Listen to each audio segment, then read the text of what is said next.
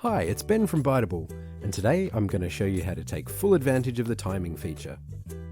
The timing feature is what to use when you have lots of elements on your canvas that you want to animate onto a single scene in a specific order. Let's open it up and take a look. If every object's timeline starts exactly at the beginning and goes to the exact end, objects will automatically animate in one after the other with a small timing offset, with objects at the top left coming in first and objects at bottom right coming in last.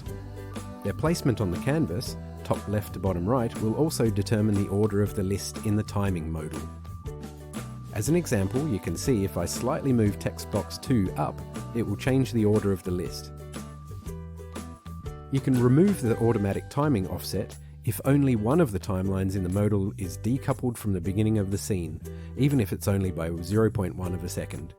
This gives you access to much more precise timing if you need it. Let's play that scene through and check how it looks. As you can see, the scene transition mostly obscures all the text and object effects, so we want to give each object a bit more lead-in time at the start to really show them off properly. Scene transitions usually take about half a second, so to avoid that, we can either just start the whole timeline block half a second into the scene, or go into the timing modal and start all the objects off at 0.5 of a second. Now we can see all the transitions, but let's say you don't want everything to come in at once.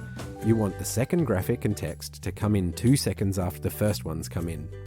All we need to do is move the beginning of the timelines of the two objects on the right up to the 2.5 second mark. Let's play that back to see how it looks. Now, what if you want the first lot of objects to disappear before the second lot come in? Easy. You just move the ends of the timelines back to slightly before when the second objects start. You'll notice if you decouple the ends of the object's timelines from the exact end of the scene, something cool happens. Your objects get an outro animation that is a reverse of the intro animation effect. You only need it to end a minimum of 0.1 of a second before the end of the scene for this to work.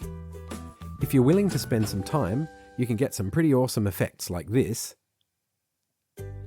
But before you go to all that trouble, make sure it's not something you could achieve by having separate timeline blocks one after the other in the scene. In the next video, I'll show you some tips and tricks with transitions and text effects for when you're doing a final edit of your video.